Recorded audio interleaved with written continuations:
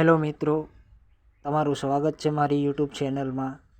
હવે હું આ વિડીયોમાં જણાવીશ કે ગુજરાત ફોરેસ્ટના ફિઝિકલ ટેસ્ટમાં શું હોય છે, તમે જ્યારે ફિઝિકલ ટેસ્ટ દેવા જાઓ છો ત્યારે શું પ્રોસેસ હોય છે તે વિશેની સંપૂર્ણ માહિતી આ વિડીયોમાં તમને જાણવા મળશે।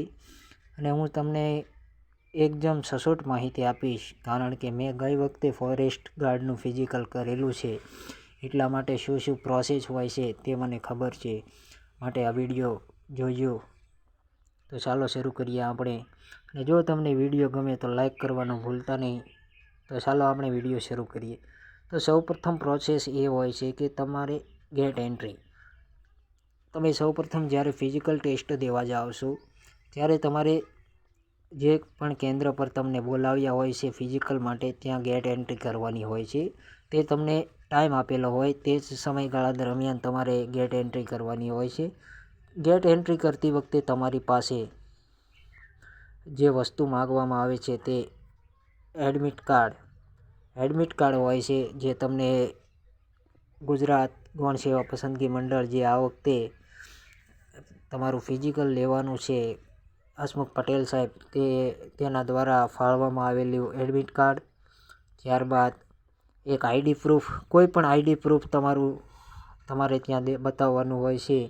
ત્યારબાદ તમને ગેટ એન્ટ્રી મળે છે। ગેટ એન્ટ્રી મળ્યા બાદ બધા વિદ્યાર્થીઓને આ રીતે લાઈનઅપ કરવામાં આવતા હોય છે। અને ત્યારબાદ તમારે તમારી ફિંગરપ્રિન્ટ લેતા હોય છે। ફિંગરપ્રિન્ટ આપ્યા બાદ તમારે આંખોનું સ્કેન કરતા હોય છે કે કોઈ બીજો વિદ્યાર્થી, ડમી વિદ્યાર્થી તો આ ફિઝિકલ ટેસ્ટ દેવા માટે નથી આવ્યો ને, તે રીતનું હોય છે।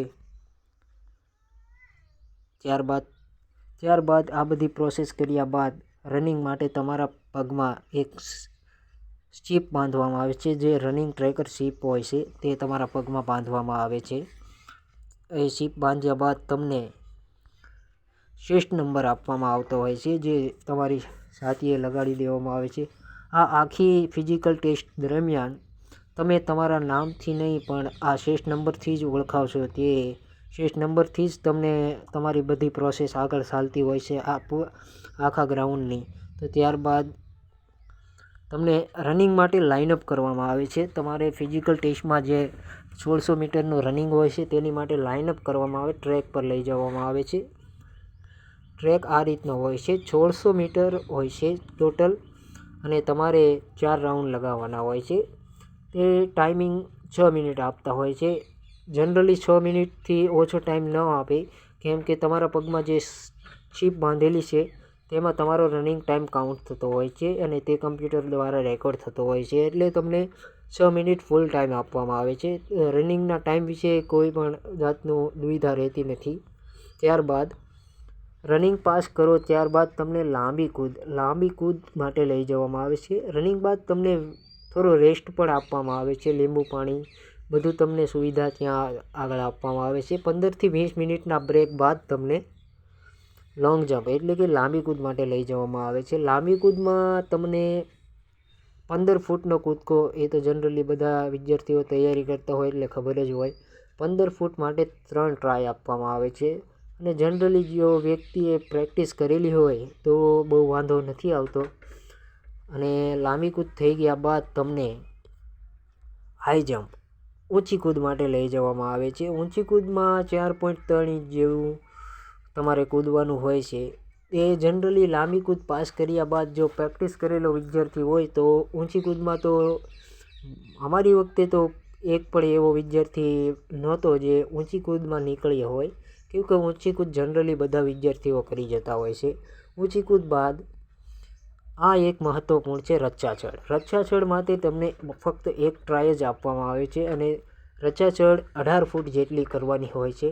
તે તમારી હાઇટથી 18 ફૂટ તમે ગણી શકો છો। રચ્ચાચળ એક એવી વસ્તુ છે, તેમાં તમે પગ અથવા એ કોઈ જાતનો સપોર્ટ વગર તમારે ચડવાની હોય છે, એટલે આ થોડું એ બધી પ્રોસેસ કર્યા બાદ આમાં રચ્ચાચળમાં આવીએ એટલે થોડી વધારે તકલીફ જેવું લાગે, કેમ કે શરીર થાકી ગયું હોય છે એટલા માટે, પરંતુ થઈ જાય, એમાં કોઈ એટલું બધું ભાઈ હાર્ડ છે નહીં।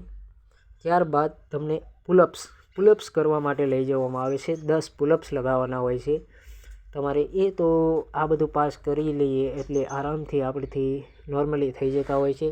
અને ત્યારબાદ તમારી ચેસ્ટનું નાપ લેવામાં આવે છે. ચેસ્ટનું નાપ લીધા બાદ આગળની પ્રોસેસ માટે આપણને લઈ જવામાં આવે છે. આગળની પ્રોસેસ એવી છે કે તમારું વજન કરવામાં આવે છે. ત્યારબાદ આ બધી પ્રોસેસ બાદ તમારું વજન કરવામાં આવે છે. વજન કર્યા બાદ ફાઇનલી આ બધી પ્રોસેસ પૂરી થયા બાદ તમને ડોક્યુમેન્ટ વેરિફિકેશન માટે લઈ જવામાં આવશે.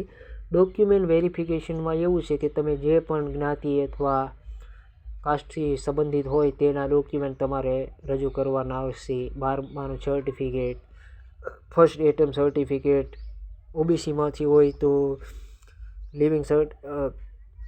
ક્રિમિનલ સર્ટિફિકેટ, જનરલમાંથી હોય, EWSમાંથી હોય, એ બધાએ પોતપોતાના ડોક્યુમેન્ટ જમા કરાવવાના હોય છે. આ બધી પ્રોસેસ થયા બાદ તમને બતાવવામાં આવે છે કે હવે તમારે ફાઇનલ રિઝલ્ટની વાટ જોવી પડશે. ફાઇનલ રિઝલ્ટ આવે તે વખતે તમારે જોઈ લેવાનું કે તમારું નામ છે કે નહીં. આ પ્રોસેસ હોય છે આખા ગ્રાઉન્ડની. તો મિત્રો, કેવો લાગ્યો વિડીયો જરૂરથી જણાવજો. અને જો વિડીયો ગમ્યો હોય તો લાઈક કરવાનું ભૂલતા નહીં.